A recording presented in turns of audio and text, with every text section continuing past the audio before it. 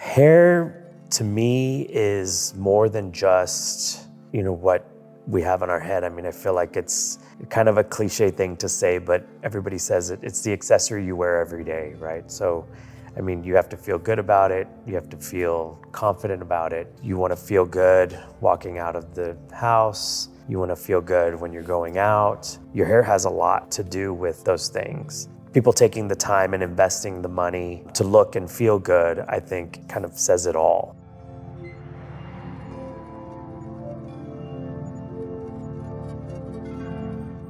So I've been around it my whole life. My mom went to cosmetology school, but never practiced. I grew up with an aunt that did hair, and she was kind of my first exposure to hair styling, hair dressing. My aunt and my mom were very, very close in age and emotionally close.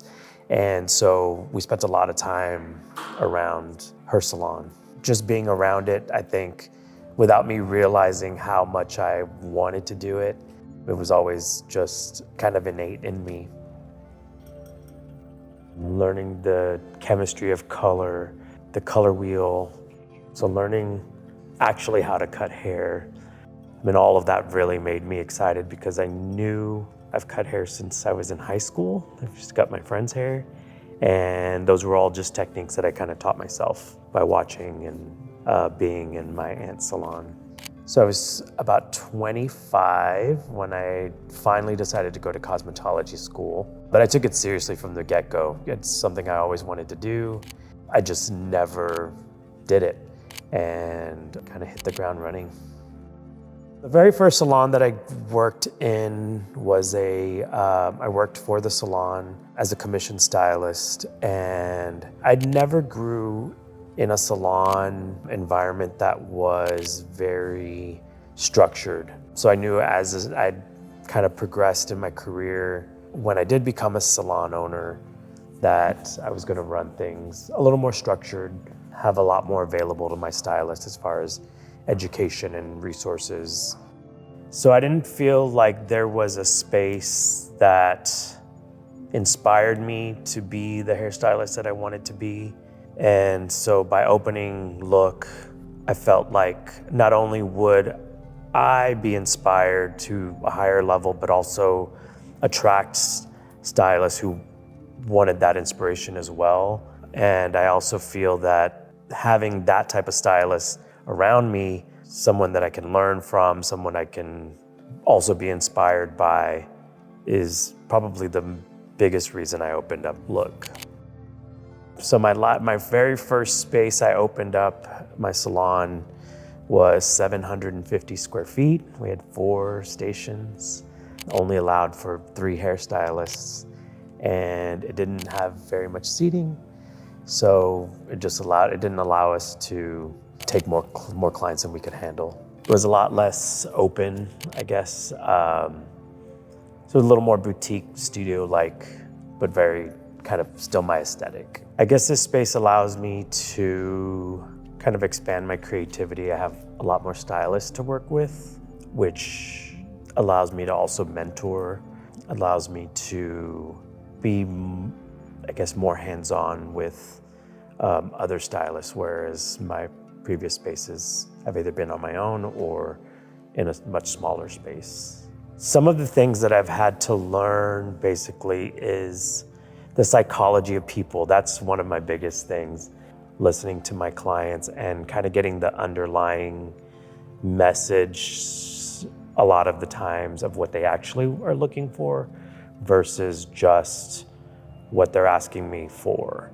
I feel like I pay attention more to the feeling the client wants to have with their hair. Whether it's being sexy or coming across, more confident or cooler looking, all of those things. I think I look to kind of figure those things out. Again, kind of going back to consulting with clients and figuring out really what they're wanting to get out of me doing their hair.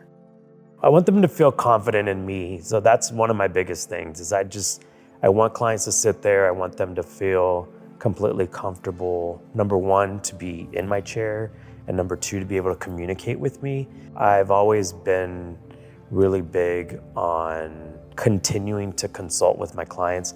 I have clients that have been doing their hair for 20 years, and I still check in with them every time they sit in my chair. I guess I'm learning from a lot of my younger stylists is just how to kind of take a step back. I feel like I was brought up in the era of more clients, the better. So not necessarily we were working, doing high quality hair, but we weren't necessarily spending the time with the client and giving more of that customer service, a higher level of customer service. We were kind of running people through the salon quickly. The thing that we had back then was just my name, being, the sole kind of original stylist of look.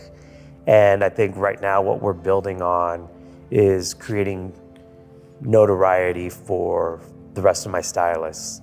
I have some of the best talent in San Antonio, and I feel like having them recognized is one of my biggest goals moving forward from now.